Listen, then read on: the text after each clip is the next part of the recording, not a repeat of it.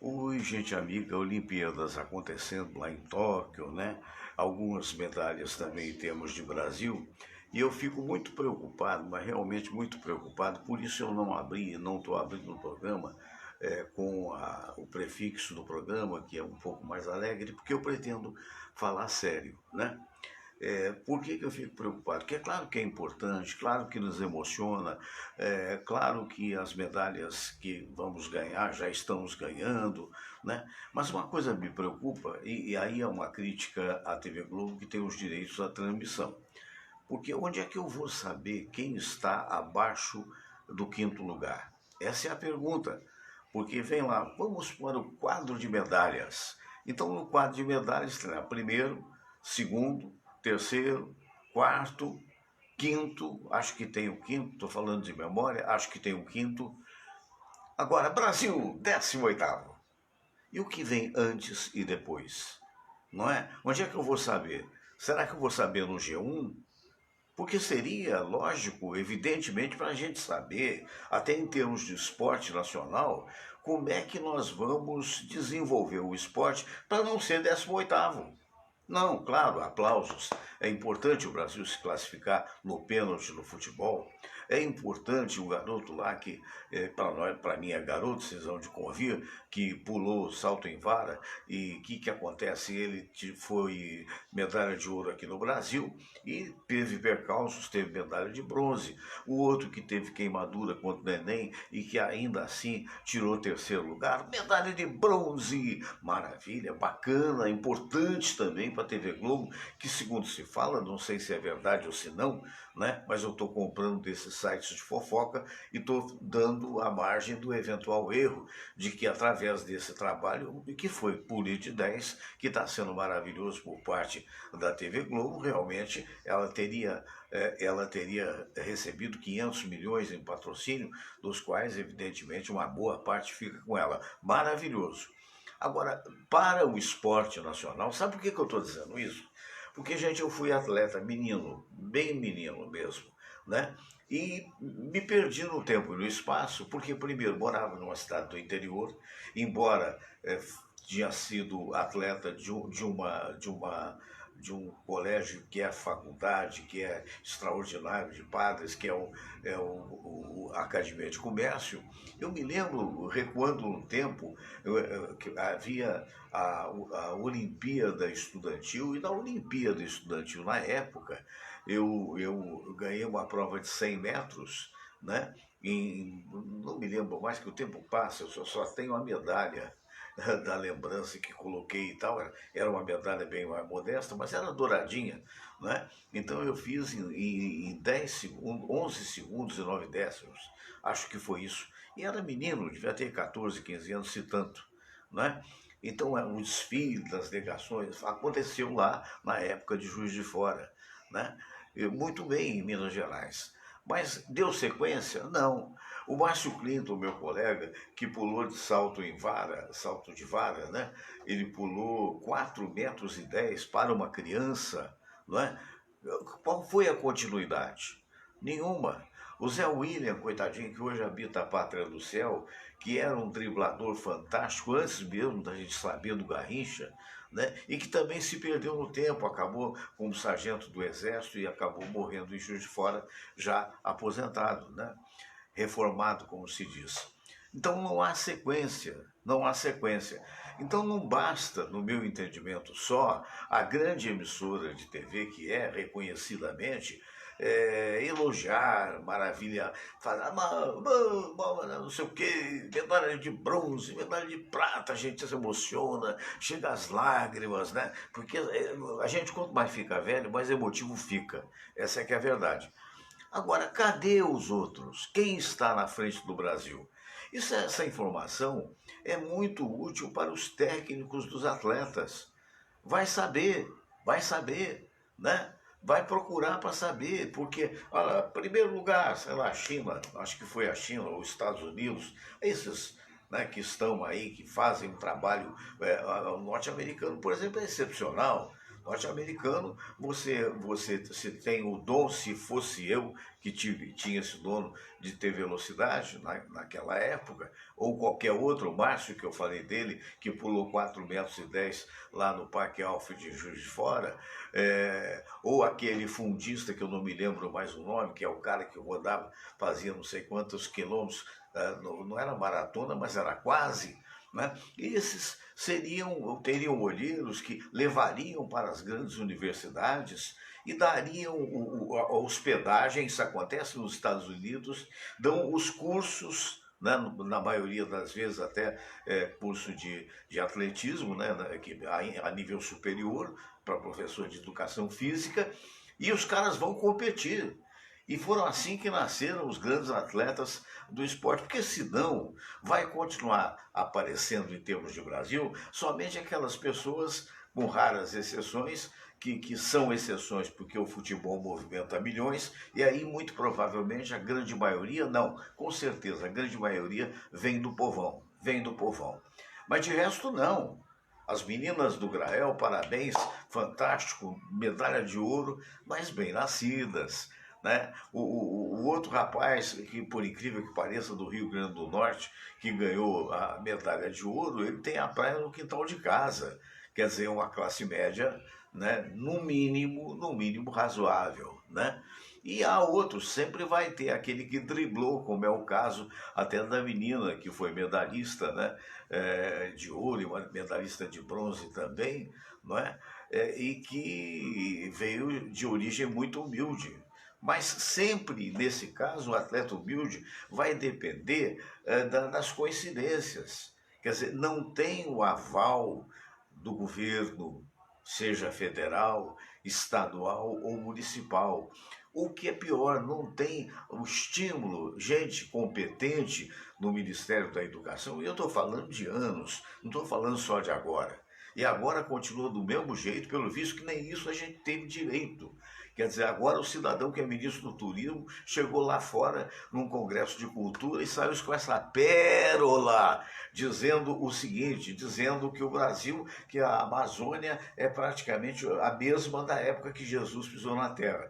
Tirando o fato dele provavelmente ser evangélico, ele quis fazer uma alegação imaginária na cabeça dele de um lugar que está sendo desmatado a rodo e que, na verdade, sequer nós temos ainda necessário cuidado, e isso já vem de anos, mas tem continuado agora.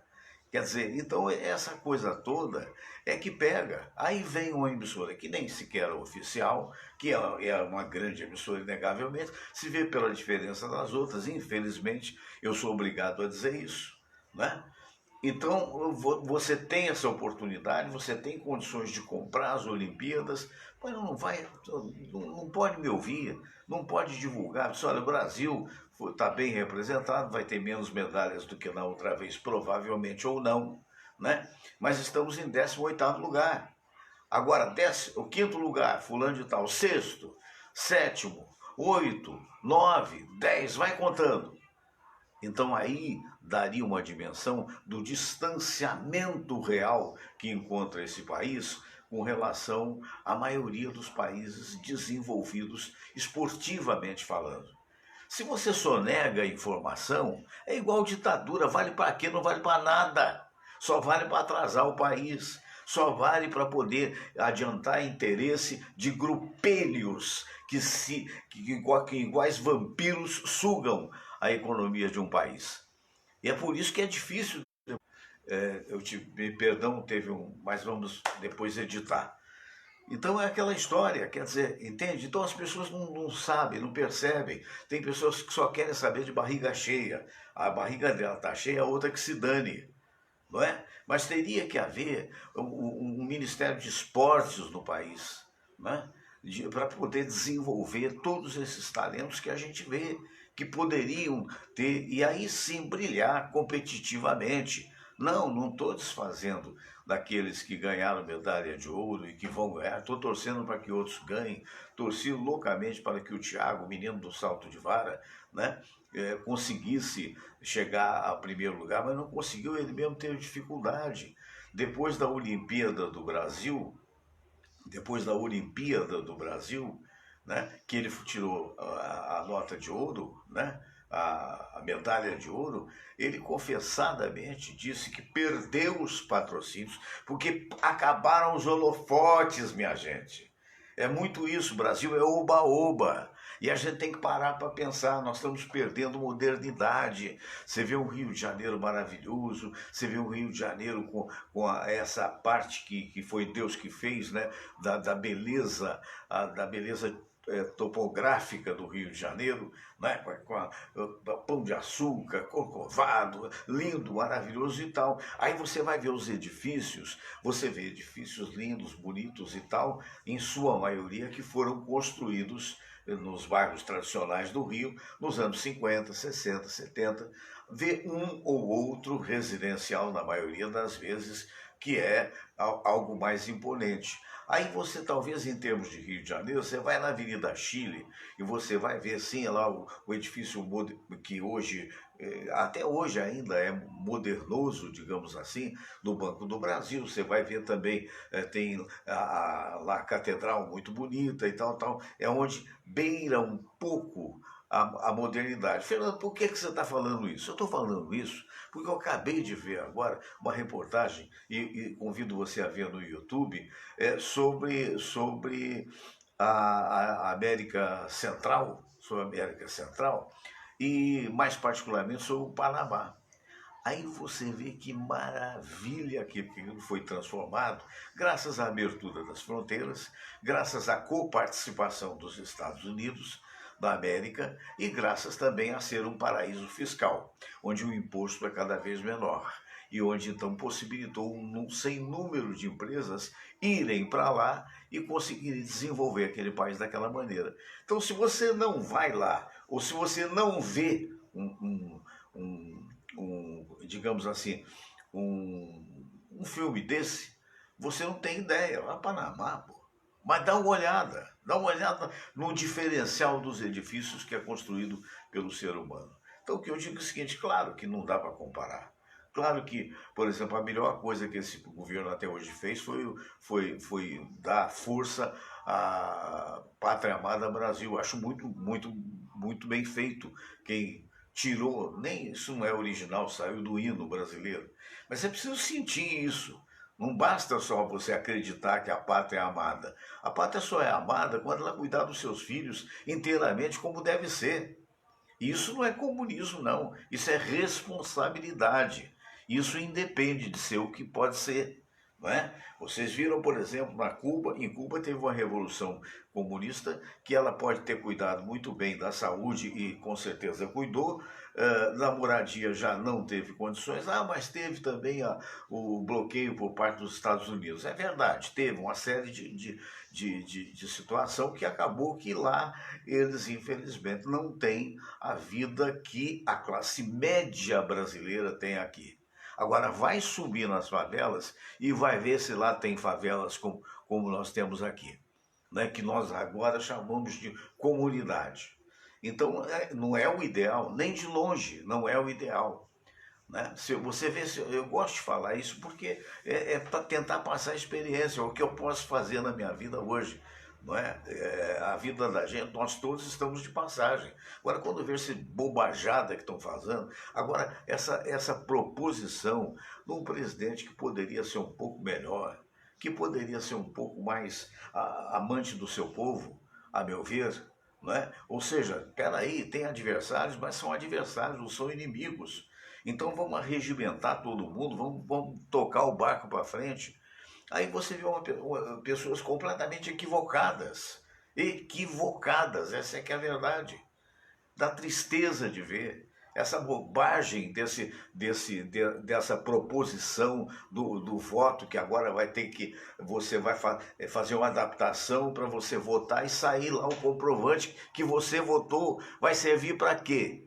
Sabe para que vai servir? O que já servia antigamente. Porque o cara chegava antigamente, e não tão antigamente assim, e a gente é jornalista para isso, para poder falar, para poder denunciar. Um cara que tinha poder econômico, e olha, você vota em mim, pegar uma nota de R$ 50, rasgava, a nota dava aqui, ó, e quando você votou, e que eu souber que você votou, você recebe a outra parte. Isso sempre se denunciou e agora você vai ter o recibo. Ora, meu Deus. E por que isso? Quer dizer, para que isso? Porque está percebendo que eventualmente pode perder a eleição. Qualquer um pode perder ou pode ganhar. Não estou dizendo nem a favor, nem contra, nem muito pelo contrário. Se o Bolsonaro pode ser reeleito ou não, de acordo com as pesquisas hoje, que ele concomitantemente acusa os jornalistas, mas a pesquisa não é de jornalista, na verdade ela tem que ser feita em qualquer parte democrática do mundo, ele infelizmente hoje perderia. Não quer dizer que possa mudar, mas esse conflito com o Tribunal Eleitoral, Superior Eleitoral, esse conflito desnecessário, agora, porque, meu Deus do céu, são os poderes instituídos do país, ou isso é uma republiqueta? Essa é a pergunta. Isso é uma republiqueta? Então, pipoca. Para que faz uma democracia se não tem peso efetivamente para poder desenvolvê-la? Essa é que é a pergunta. Quer dizer, meu Deus, o povo já é tão atribulado, nós já estamos aí, nossa, quantas vidas nós perdemos, independentemente de exageros de parte a parte. Eu não gosto de exagero, de xingar fulano disso, do outro de Beltrano, não é isso. Mas, meu Deus do céu, nós precisamos de sossego, nós precisamos de administração, nós precisamos de gerência. Infelizmente, a situação ela convergiu de tal maneira na última eleição que acabou elegendo uma pessoa sem experiência. Ah, mas foi deputado 400 vezes. Não importa, qual é o projeto que apresentou? Então é triste ver a nação desse jeito. É triste ver pessoas que embatucaram de tal maneira que não conseguem perceber que a situação, que o país tem de ser pátria amada mesmo, que o país merece algo muito melhor. Gente, há quanto tempo se fala isso? É muito preocupante. Esse momento é muito preocupante. E eu acho que ou a lei é obedecida ou vai virar bagunça. Infelizmente. Infelizmente. E o vice-presidente Mourão também já disse que vai haver a eleição que tem sido preterida ou desprivilegiada por parte do presidente. Não é por aí, presidente. Não é por aí. Não adianta ficar andando de motoca para baixo e para cima, porque isso aí seria muito bonitinho em Hollywood, né? Num país super elevado, como é o caso dos Estados Unidos, inclusive financeiramente. Agora, em termos de Brasil, é só subir ali, virar para cá, fazer as andanças que eu faço, por exemplo, pela Tijuca. Em cada esquina você encontra 3, 4 mendigos pedindo e você não vai poder atender todos. Então seria inteligente, ou será inteligente, se for uma campanha onde pessoas que não votariam nele, possam ser cooptadas, no bom sentido até, né, para poder votar. Mas, meu Deus do céu, para desfilar com os pares, os próprios, com aqueles que sempre votarão nele, não faz novidade, não multiplica. Enfim, vida que segue, né? Mas eu teria que dar esse recado, porque é uma coisa preocupante. Eu acho que é um país tão lindo. Nossa, nós temos. Se você puder no YouTube, aliás, se você quiser, se gostar do programa, se concordar ou discordar, o direito é seu, fica à vontade, fala aqui embaixo, não tem problema nenhum no caso do YouTube. Por favor, vá lá, você se inscreva, né? Vale a pena você se inscrever. E vai nos ajudar. E você toca no sininho e você toda vez que eu estiver no ar, você vai ter esse sininho. Então é aquela história, quer dizer, eu estou pedindo, eu tenho sido, nas minhas críticas, embora eu deixe claro para vocês o meu pensamento, eu tenho sido moderado na medida do possível. Mas, meu Deus do céu, que coisa triste, que coisa infeliz se usar as redes sociais. Quer dizer, cara, se você tem a honraria de ser presidente da República, você tem a honraria de ter o cargo mais alto do país, e o país está pedindo ministros competentes, o país está pedindo uma gerência, inclusive entre os desafetos. É muito, muito, muito preocupante. Yara Martins, um abraço para você, Yara. Boa tarde, sempre na audiência, em Pelotas, no Rio Grande do Sul. Obrigado, querida.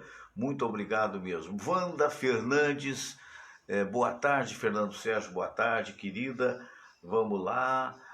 Luiz Henrique Oliveira, Wanda Fernandes, vamos continuar aqui. O Luiz Henrique Oliveira está sempre prestigiando a gente, né?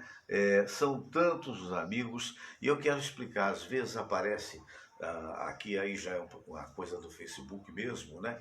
E às vezes some, então não dá para lembrar, mas dá para lembrar a Yara, né? Dá para lembrar do Paulo Roberto, que está sempre na escuta da gente também, do Marco Silva lá nos Estados Unidos, né? Também tá ele com a família. Então o que eu acho é o seguinte, quando eu estava no rádio, eu falava assim, olha, fala sério, eu começava o programa da madrugada dizendo, fala sério, você sabe que eu não fico em cima do muro, mas em contrapartida você pode discordar ou concordar. Afinal de contas, longe de mim a pretensão de ser dono da verdade. Quer dizer, eu só posso dizer aquilo que vejo. Agora, eu não posso ser seu amigo e dizer, não, concordo contigo quando discordo. Pelo amor de Deus, não é isso. Nem você pode fazer isso, porque aí não é amizade. Aí é puxar saquismo.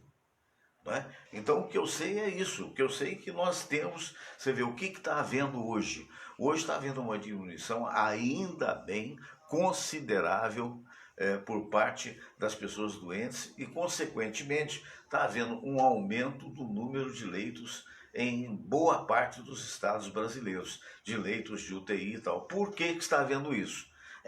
Em função da vacina, que foi postergada, que houve muita demora, que houve muita discussão inócua, houve muita discussão inútil.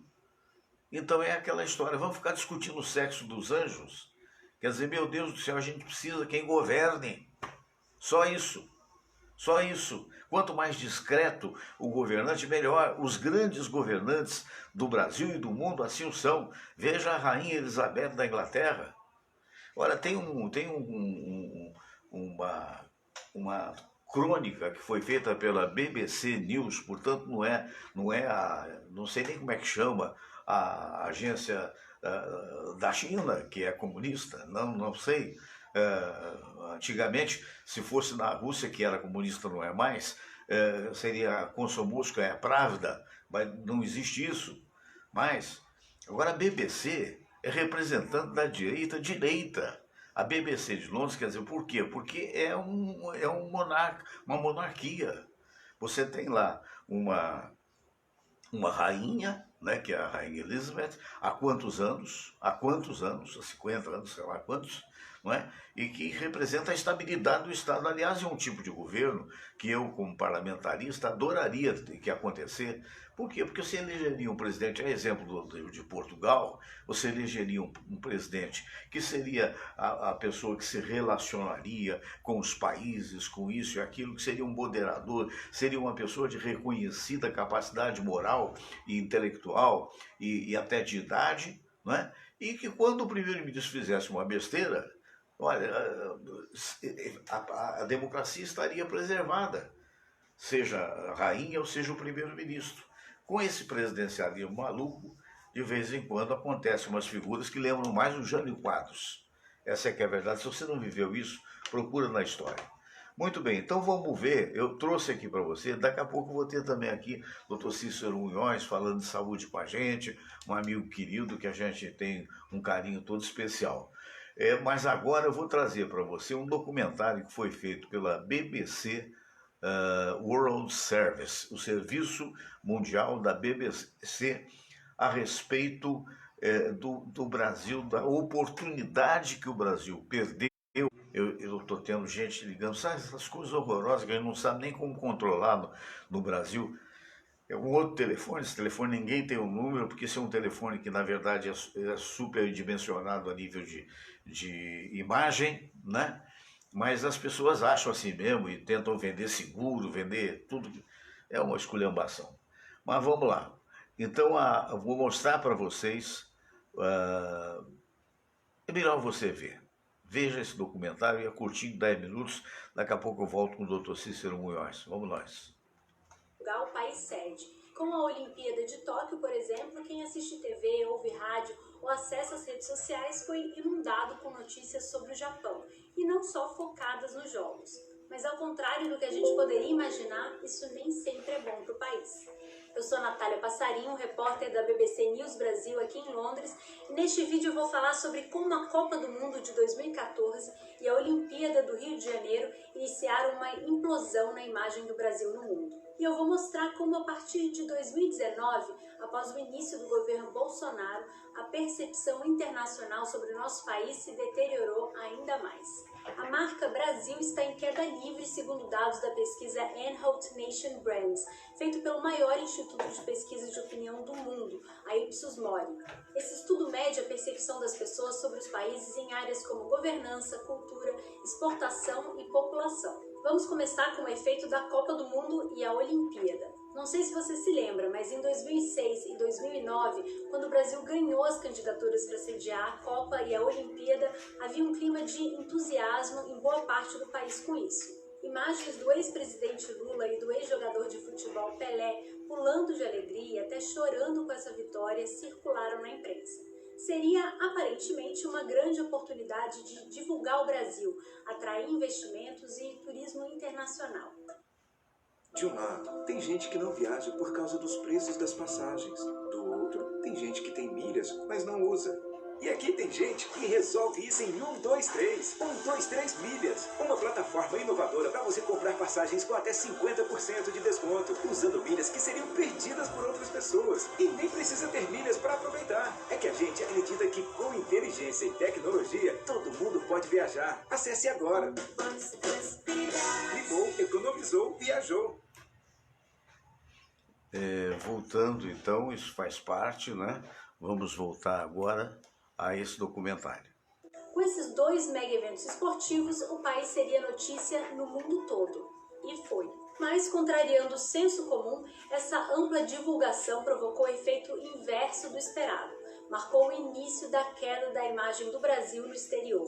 A Nation Brands avalia a reputação dos países desde 2005. Por quase 10 anos, o Brasil teve nota estável no ranking. Mas, justamente nos anos em que sediou a Copa e a Olimpíada, ou seja, em 2014 e 2016, houve uma queda forte na imagem do país. Por quê? Eu conversei com o especialista em política pública britânico Simon Anholt, que criou essa pesquisa de imagem das nações.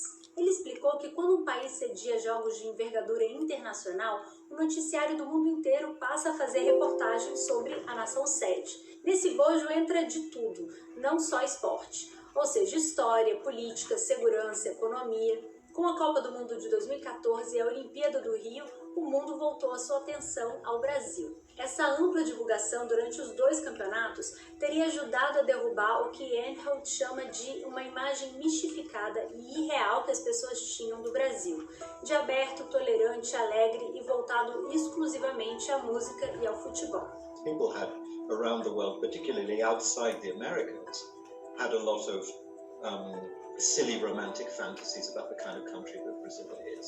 You know, that it's all football, samba and cachaça, and it's a product of the American media as much as anything else, and it's not the real country. Segundo Anholt, os eventos serviram de publicidade negativa porque o mundo passou a conhecer mais sobre a pobreza, a desigualdade social, a violência e a corrupção no Brasil.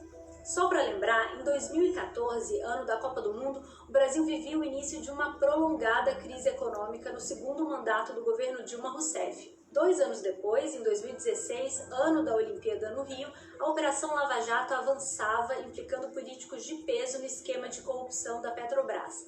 E na época dos Jogos, o Senado estava prestes a confirmar o impeachment da presidente Dilma Rousseff. If you go to Europe or Asia or Africa or anywhere else in the world, knowledge and understanding about Brazil is very, very limited indeed. And most people thought that Brazil was a pretty okay developed country. And then they saw the kind of country it really is and the kinds of problems it's really got during the World Cup and the Olympics, and so its image was dramatically downgraded.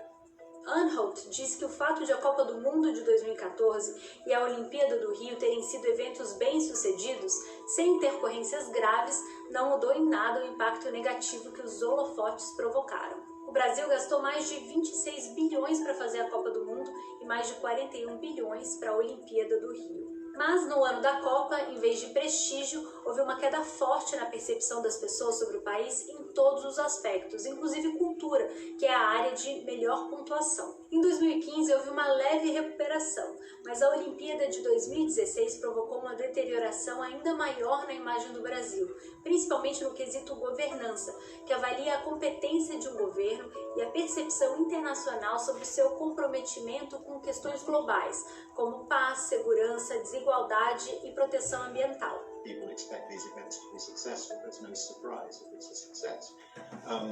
But what did surprise people was the evidence of poverty, inequality, violence, corruption, which they kind of weren't expecting. The myth of Brazil is that it's a much more developed, much better functioning society than people really imagine.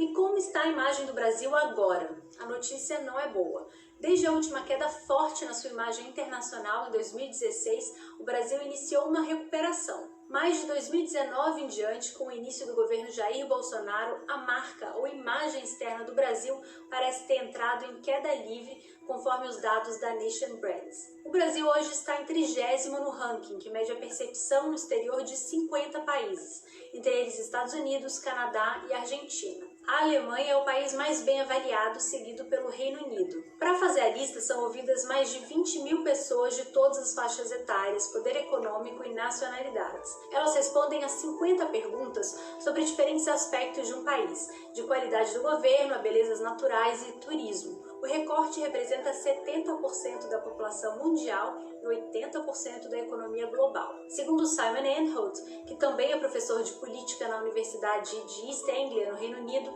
a piora na imagem do Brasil de 2019 para cá é a pior já registrada pela pesquisa. Em 2018, depois de o país recuperar parte do prestígio perdido na Olimpíada, a nota geral do Brasil, quando somados os quesitos avaliados, era 57,8. Em 2019, ela começou a cair e chegou a 55 em 2020, a menor nota já registrada para o Brasil no ranking. Brazil is being looked at and it's being judged. And at the moment it's being judged quite harshly because the world doesn't like Bolsonaro. You know, on the whole, people don't like leaders with that kind of style. Within the country, of course, his base does, but internationally, these leaders always play very badly. O pior desempenho do Brasil na pesquisa de opinião é no quesito governança, que mede a percepção do mundo sobre a competência do governo. O melhor desempenho é em cultura, que mede a percepção internacional sobre música, filme, esporte, arte e literatura de um país. Nessa área, o Brasil aparece na 10ª posição no ranking. Mas o que especificamente explica essa derrocada mais recente na imagem externa do Brasil? Segundo o especialista britânico, 2 fatores tiveram um papel fundamental: a política ambiental do governo Bolsonaro de minimizar o desmatamento na Amazônia e o negacionismo durante a pandemia. On the whole, most people are not particularly interested in how other countries respond to the pandemic because every country has to respond. It's not really very interesting. People are interested in the pandemic in their own country, unless there's something remarkable about it. And the fact, again, is Bolsonaro. The fact that you've got a president who, like Trump, apparently copying Trump, is saying, this is nothing, it's a myth, it's a scam, that's shocking. Um fenômeno interessante que o Nation Brands capta é que a imagem do Brasil no exterior está se deteriorando mais rapidamente entre os jovens, especialmente por causa da posição do governo em relação à proteção da Amazônia e direitos de minorias. O discurso do presidente de abrir a floresta para a mineração e de minimizar as queimadas na Amazônia teve um impacto forte entre o segmento de pessoas com 18 a 29 anos, segundo Simon Anholt. Essa faixa etária é que posiciona o Brasil pior no ranking de governança, na 45ª posição entre 50 países. E qual o impacto de ter uma imagem externa ruim? Segundo Simon Anholt, a imagem de um país no exterior tem impacto profundo em diferentes aspectos, de turismo à atração de investimentos externos, ao poder de um país influenciar decisões políticas internacionais. Além disso, países podem não se empenhar em financiar projetos e fechar acordos comerciais com o Brasil se isso gerar um impacto negativo entre a população local. É o que está acontecendo com o amplo acordo comercial negociado entre o Mercosul e a União Europeia. Em vários países europeus, a aprovação da proposta nos parlamentos sofre resistência por causa da imagem negativa da política ambiental do governo brasileiro. Mas esse despertar do mundo sobre o Brasil pode não ser tão ruim assim a longo prazo. And so the US has always presented this wonderful idea of Brazil being constant party. And it's absolutely fine for some things, but it's not great if you're Embraer or, you're trying to be a serious economy. Além disso, diz Simon Anholt, a pressão internacional pode influenciar o Brasil a corrigir rumos em questões de importância global, como proteção ambiental. I think the party is over as far as Brazil's image is concerned, and although that's sad and although it creates economic pressures, in the longer term I think it's a good thing. It was time that people started recognizing Brazil as being more than just a street carnival. É isso por hoje, espero que você tenha gostado do vídeo. Se você tiver dúvidas ou opiniões para compartilhar, é só escrever aqui embaixo. Até a próxima. BBC News, a Natália Passarinho, obrigado pela matéria, né? É uma matéria internacional de uma fonte insuspeita, de uma fonte ligada exatamente ao governo inglês, que é um governo absolutamente democrático no meu entendimento. Então é preciso refletir muito sobre o que iremos fazer no futuro. Bem, a partir daí vamos pedir as bênçãos a Deus. Então, nesse caso, vamos botar o Padre Antônio Maria para pedir a ele que, se possível, com seu talento, com sua voz, deixa eu ver se vai chegar agora aqui. Já vai chegar. Muito bem, se entrar uma propaganda, já eu peço desculpas, eu paro a transmissão e volto de novo, tá bom? Vamos nós.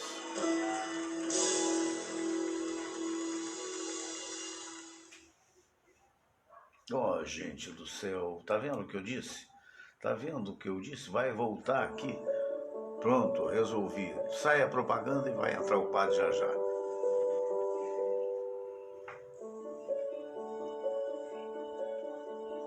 Meu pai, ele é muito inteligente.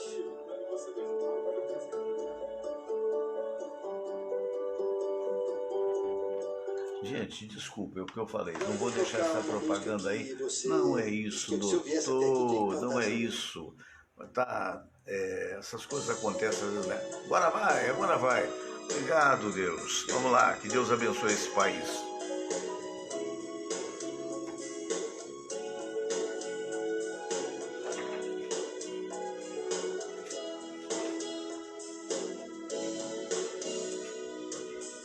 Vamos, Jesus, passear na minha vida.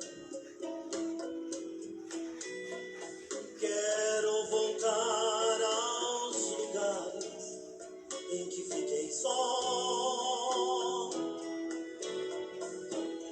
Quero voltar lá contigo, vendo que estavas comigo. Quero sentir teu amor a me embalar. Cura, Senhor, onde dói. Cura, Senhor, bem aqui. Cura, Senhor, onde eu não posso ir. Cura, Senhor, onde dói. Cura, Senhor, bem aqui.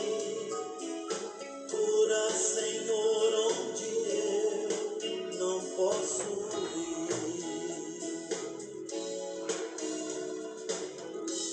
Quando a lembrança me faz adormecer,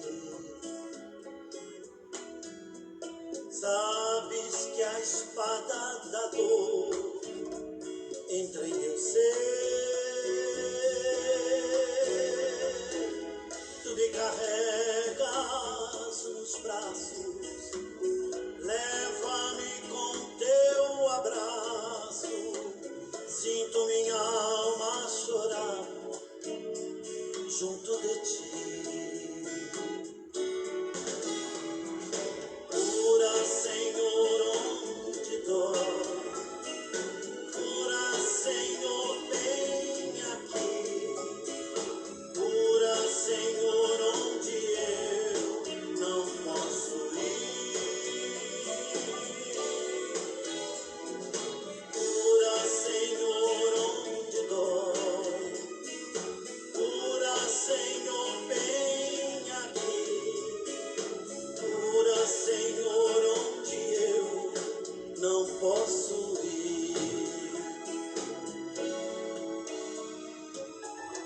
Quantas lembranças eu quero esquecer. Deixam um vazio em minha alma, em meu viver.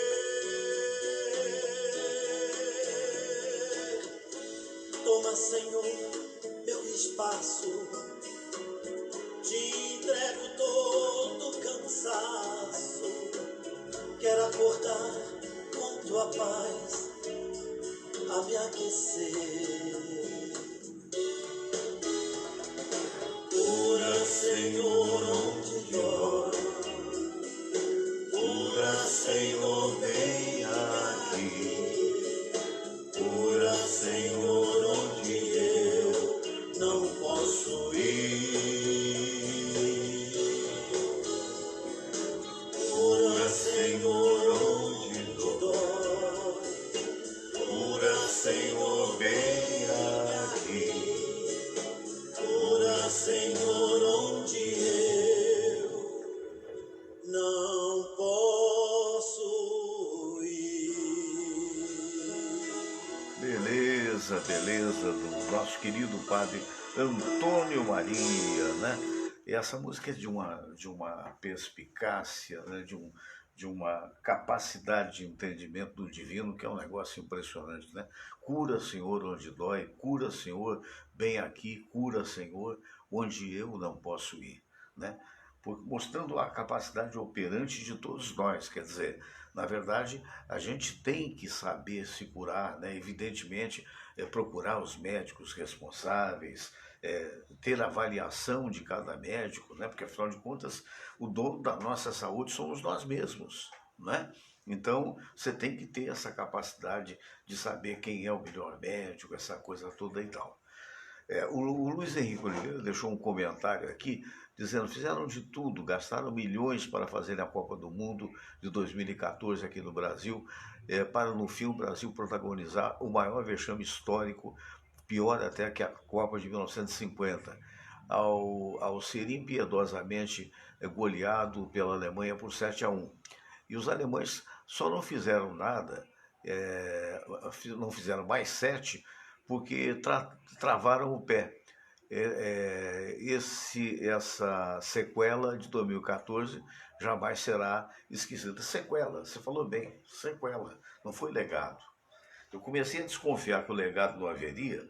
Eu moro aqui mais ou menos a uns 700 metros do Maracanã, acho que não chega nem isso, né? Eu moro entre o Maracanã e o Shopping Tijuca, onde eu tenho esse pequeno estúdio e faço o meu trabalho.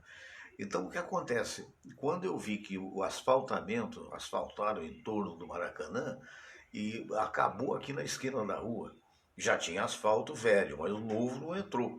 Falei, isso aí é para enganar bobo. E foi o que aconteceu, e fora o que eventualmente levaram por baixo dos panos. Quer dizer, é um negócio louco, sabe? É um negócio louco. Mas vamos falar de quem vale a pena ser falado, né? Vamos falar com o nosso querido... Aqui não, Fernando, Fernando. Agora sim, aqui de vez em quando ele distrai, né? Vamos falar com o Dr. Munhoz, esse grande médico, cardiologista, querido amigo, uma das pessoas mais responsáveis que eu conheço, e também com grande personalidade, né? E olha só, eu estou vendo que o amigo atendeu, mas a sua imagem está desligada. Vê se consegue ligar de novo. Eu estou me vendo, mas não estou te vendo, Munhoz. Você está me ouvindo? Estou te ouvindo. Tá, então vamos fazer o seguinte, eu vou desligar e ligar de volta, ok? Porque a imagem, olha aqui, vê se você está me vendo aí, como é que tá, ó.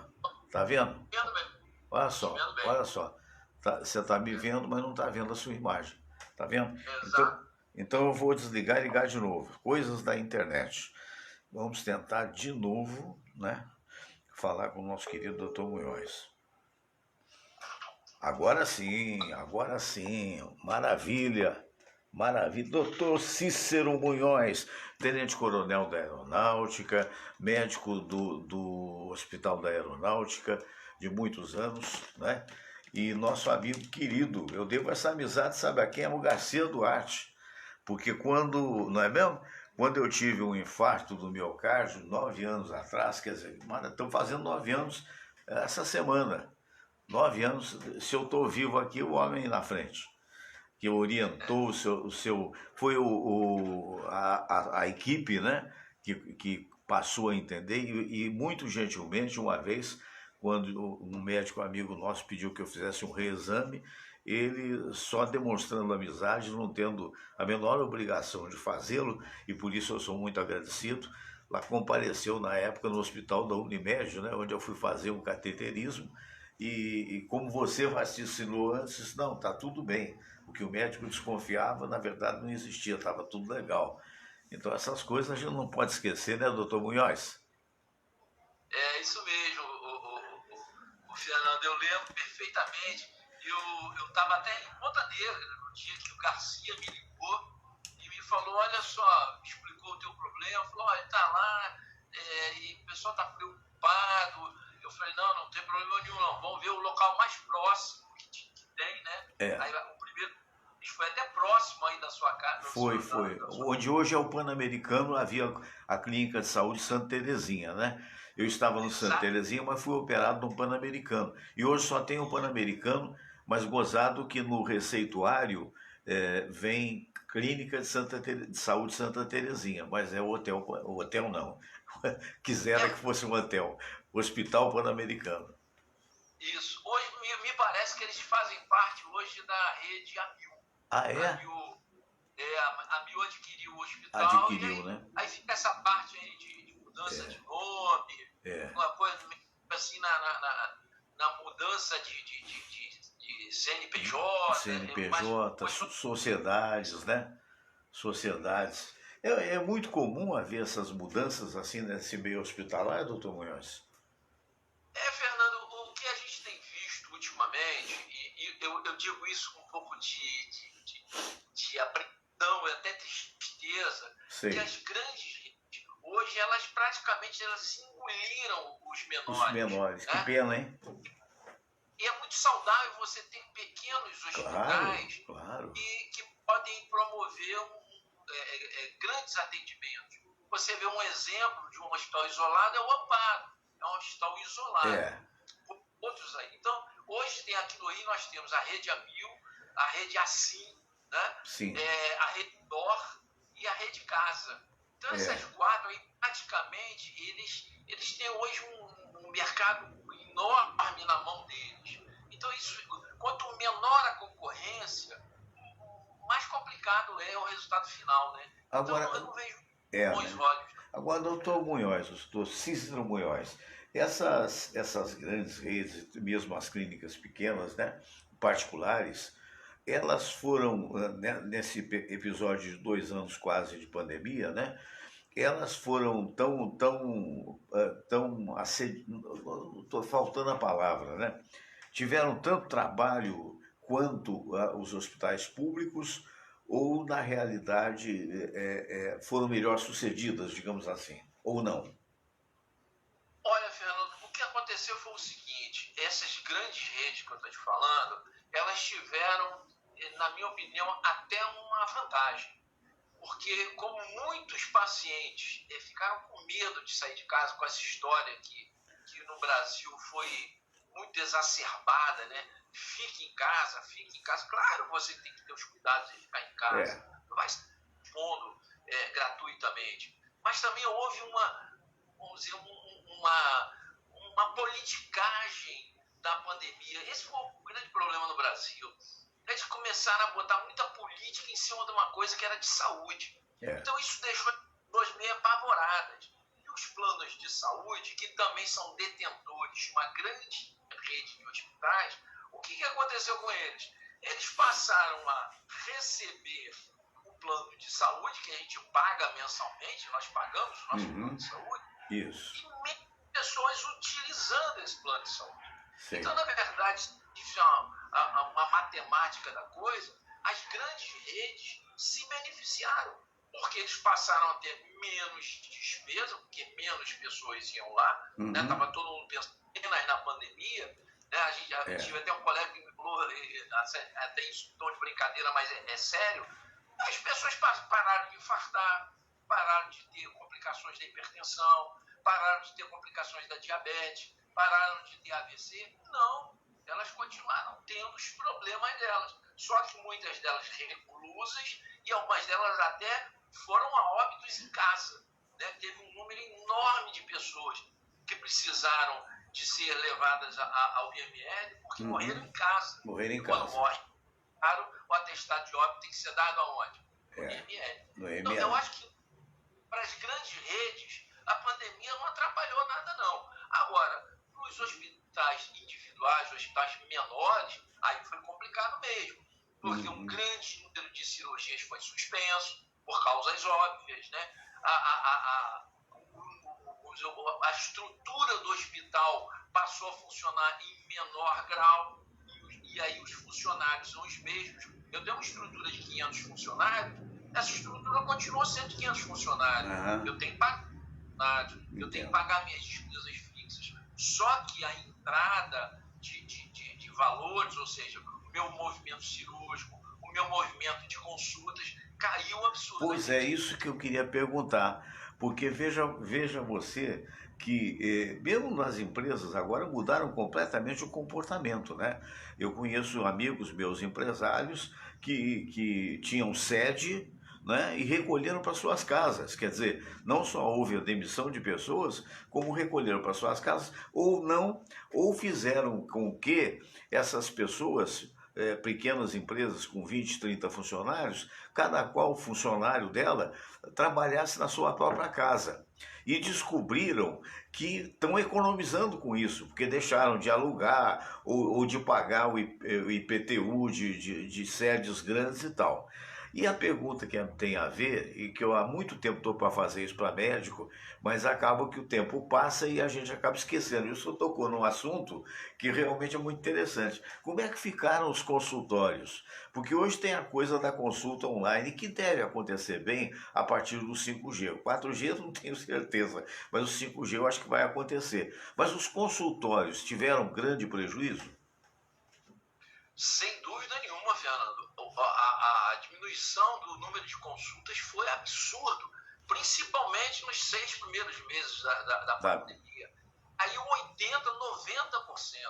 As pessoas que procuravam consultório estavam numa situação realmente crítica ou muito preocupadas, algumas realmente em situação muito difícil, porque Sim. Quem pôde transferir ou não ir à consulta, a grande maioria não foi. Os ambulatórios, você tem uma ideia, um ambulatório, eu sempre coloco um ambulatório lá do Hospital Irajá, que lá tem um movimento absurdo. Sei. Se eu não limitar as consultas, eles botam 30, 40 consultas. Quais os dias que o amigo trabalha no Hospital do Irajá na cardiologia, dando consultas? Isso, na parte de cardiologia. Então você tem uma ideia, nós ficamos praticamente 3 meses praticamente sem consulta. Sem consulta. Não tinha, cara. Agora, então aí, lentamente, muito lentamente, só no início desse ano é que a coisa começou a ficar próximo da normalidade. Então nós passamos um ano inteiro com um movimento baixíssimo. Me imagino, e as contas não diminuem, né?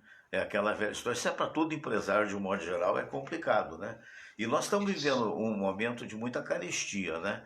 Eu estava comentando ontem que eu estava, numa das minhas caminhadas que eu faço, e eu mudo sempre de itinerário, sabe o amigo que é assim, eu passei ali em frente ao Mundial, que é aquele que todo mundo acha, e eu acho também que o Mundial é o supermercado mais barato que tem, e por isso mesmo está muito cheio, né? Mas tem outros, tem a Supermarket, tem o Guanabara, e até a Rede Economia também, para não dizer que eu não falei de todos, deve ter mais ainda. Mas eu passei e vi uma oferta, falei, meu Deus do céu, o que é isso? A oferta do Mundial, do quilo de frango, do peito de frango, R$ 12,90. Quer dizer, aí domingo vai ser Dia dos Pais, e a gente vai receber os filhos aqui e tal. E a minha mulher, vou antecipar, resolveu fazer um estrogonofe que ela sabe fazer muito bem. E aí, como é aqui do lado, no supermarket, eu disse, então vamos fazer a compra logo daqui de uma vez e tal.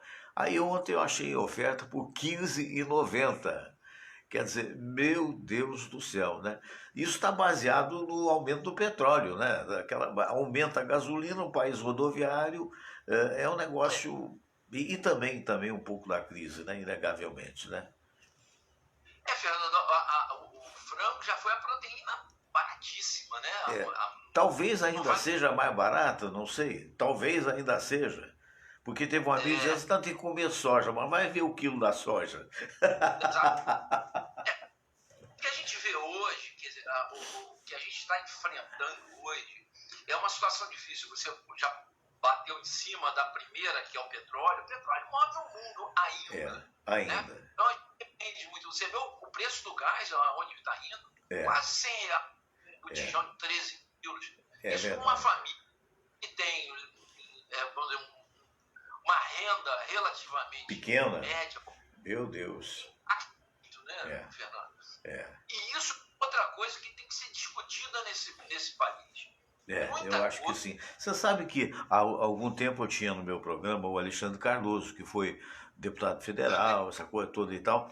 E o Alexandre me contava, isso há muitos anos já, quando a sua primeira eleição de estadual para federal, ele é um homem muito viajado e tal, e ele contava de que a qualidade de vida de Londres, ela melhorou muito quando o governo trabalhista fez com que, convenceu, porque não é uma coisa autoritária, né? Convenceu que parece que 2 milhões de londrinos migrassem para o interior, ou voltassem com a população do interior, prestigiando, dando condições e tal. Porque hoje as grandes cidades elas têm muito mais problemas que as cidades como Ponta Negra, por exemplo, não é isso?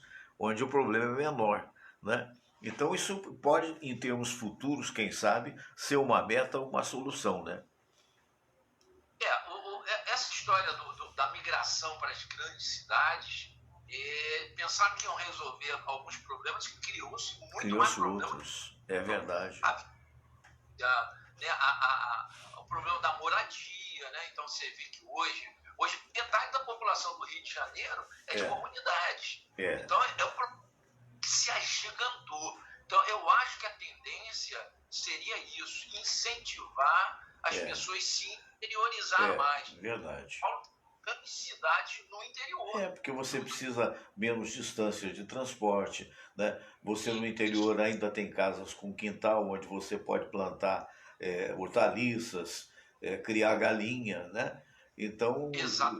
é uma coisa que Isso se aí. perdeu na grande cidade, né? Né, e a cidade do interior, Fernando, ela tem, essas grandes cidades do interior, elas têm até vamos dizer, um equilíbrio melhor na cobrança de impostos. Também, Você vê que as grandes, elas extrapolam. A gente é, estava falando há pouco tempo atrás, o imposto do gás, o imposto aqui, sei, estado municipal, é absurdo. Então, o impacto da carga tributária de nossa, grandes, o IPTU, e aí é, você pode levar para uma série de coisas. É muito pior nessas cidades grandes, de é. grande porte. Então, a Agora, cidade menor é muito mais justa com as com as pessoas pessoas, e retorna muito melhor o que você paga de imposto é, para é chamado em espera, meu Deus do céu, ter agora pronto, o retorno que você pagou em educação, é, em lazer, em é. tudo praticamente. Você tem uma vida mais calma, né? Eu estava Isso. vendo, convido você a ver, ou qualquer espectador que esteja vendo a gente, eu estava vendo um documentário ontem a respeito de um novo complexo de turismo que foi inaugurado em Gramado, que é uma cidade que eu particularmente gosto muito, muito linda, né? Muito bem feita, praticamente sem violência, né? Porque isso é uma coisa do interior, e lá no Rio Grande do Sul. Então eu estava vendo isso, eu disse assim, poxa, você vê que a pessoa que teve essa felicidade de nascer ali, em cidades menores, elas têm uma qualidade de vida melhor, né? Elas têm um ar para se respirar melhor, que favorece o pulmão e o resto mais, né? Quer dizer, é uma possibilidade sim. Agora, tem uma outra notícia que eu queria abordar com você, que é do ponto de vista médico. Eu vi, mas eu não posso dizer que seja, eu não vou dar os dados reais porque estou falando de cabeça. Eu sou maníaco por tudo quanto é jornal, né? Então é a minha profissão, né? Minha profissão é viver da informação. Então eu vi uma informação que há determinados estados no Brasil um deles até o próprio São Paulo, que houve uma redução considerável aliás, um aumento, melhor dizendo, considerável de leitos para UTI e tal, como reflexo parece que São Paulo teria vacinado 70% da sua população, né? Eu já te fiz essa pergunta uma vez, mas eu acho que ela é tão importante que quando eu não faço, os ouvintes me puxam a orelha. Né? Tem que falar com o doutor Munhoz, se isso vai acontecer no país inteiro quando atingirmos esses níveis, que até eu quero pedir desculpas que eu errei. Você disse na última quinta-feira que era 40% que a gente tinha atingido na primeira dose, e eu equivocadamente falei 70%, porque eu estava com esse índice que foi divulgado em São Paulo. Na verdade foi 40%, o amigo estava certo. Quando atingimos a esses níveis, hoje já há uma redução considerável, mas é preocupante que desde então que nos falamos, os noticiários dão um aumento de contaminação e mortes no Rio de Janeiro. Seria só um pequeno pico, mas é algo que eu gostaria que você nos elucidasse. Eu acho que isso aí é uma coisa pontual. Sei. Não deve ser o que a gente vai ver no futuro e o que pode acontecer nos próximos dias ou semanas. A tendência realmente é diminuição. O Brasil hoje ontem eu vi, são 52% da população vacinada com a primeira dose. São Paulo chega a quase 60% já com a primeira dose. Sim. Então, eles estão nos aproximando daquela faixa que a gente entende que é a mais segura, ou seja, acima dos 70% da população vacinada, pelo menos com a primeira dose. Isso vai impactar muito. A gente, a partir daí, vai ver como aparecer em outros países, né? Uma diminuição considerável e principalmente estável das internações e principalmente do número de óbitos. As internações ainda vão ser, por um bom tempo, ainda necessárias. Mas as complicações e os óbitos, esses vão realmente, poxa, que bom, já reduzido de forma bastante grande. Que bom. Faltou perguntar para o amigo, que eu sei que você está clinicando lá no Hospital do Irajá, né? Quais os dias da semana e qual é o horário? Em Irajá a gente fica às quartas-feiras, a partir de 13 horas, de 13 às 17 horas. O movimento lá é muito grande, Fernando. Imagino. E lá a estrutura de ambulatórios muito bem feita, que bacana. Pelo menos especialidades, inclusive nutrição, fisioterapia. Então é uma estrutura bem profissional. E com ótimo atendimento. Perfeito. Doutor Munhoz, um fraterno abraço, meu querido amigo. Muito me honra a sua entrevista sempre. Saúde. Grande abraço, meu amigo, e até a próxima. Namastê. Namastê, querido amigo. Nossa, doutor Munhoz, se você precisa de médico, procura o doutor Munhoz, porque ele realmente sabe das coisas, tem vasta experiência e é uma pessoa realmente muito, muito sincera naquilo que ele pensa. Bem, estamos chegando ao final do programa do dia de hoje. Voou, né? Eu particularmente gostei muito. E Denise Guzmán Silva, amiga, querida, um abraço para você. Fernando, tem outra sugestão em que live semanal, que tal você... Eu vou mudar isso aqui, não vai ficar muito bonito para você. Bom, eu já não sou tão o que era, né? Então não é isso não, mas é para poder ler o que ele está falando, porque aí com o fundo branco, a letra é branca também, babau. Então eu vou ficar, agora vai dar certo. Perfeito. Olha, Fernando, eu tenho uma outra sugestão a ti em sua live semanal. Que tal repatriar o quiz que você fazia? É uma boa, fazia na rádio, e que eu me recuso a dizer o nome, que você faria o quiz e dava a resposta no final. Vou fazer isso sim, viu, Luiz? Muito obrigado. E eu estou estudando, pelo menos aqui no Rio, de voltar àquele horário que você me sugeriu. Eu não esqueço não, de 3 às 4, mas... Estou só dando uma pausazinha, porque nós vamos até outubro nesse horário, né? Aí, pelos meus cálculos, eu devo viajar para Portugal entre o dia 15 e o dia 20 de outubro. Então, evidentemente que nesse final de mês de outubro eu não terei o programa por óbvio, porque é avião, é a chegada, ver os filhos, essa coisa toda e tal. Tem que fazer uma série de visitas também. Muito bem, compromissos. Mas quando chegar setembro, outubro, novembro por aí, eu volto a fazer o programa. E devo fazer esse programa, como você falou, ou semanal ou bissemanal, né? 2 vezes por semana. Só estou escolhendo os dias e as condições que eu tenho que ver exatamente o que vou fazer. E aí é uma boa, sim. O quiz é sempre interessante. Foi bom você lembrar. Você pule de 10. Denise Guzmã Silva, obrigado pelo carinho de sempre, né? Quem mais? A Denise gostou da ideia, tá vendo? Danado o Luiz Henrique, lá de São Paulo. Como é que tá Sampa, hein? Deve estar frio, porque aqui no Rio tá friozinho. Aqui no Rio tá 18, 19 graus mais ou menos. São Paulo deve estar uns 17, imagino. Márcia Rodrigues, um abraço para você, minha querida. Enfim, olha, a todos vocês, né? O Paulo Henrique também está vendo a gente, tanta gente querida. Muito obrigado, muito obrigado. Espero que você tenha gostado do programa, né? Fique com Deus. E amanhã, às 4 da tarde, a gente vai estar aqui mais uma vez. Namastê.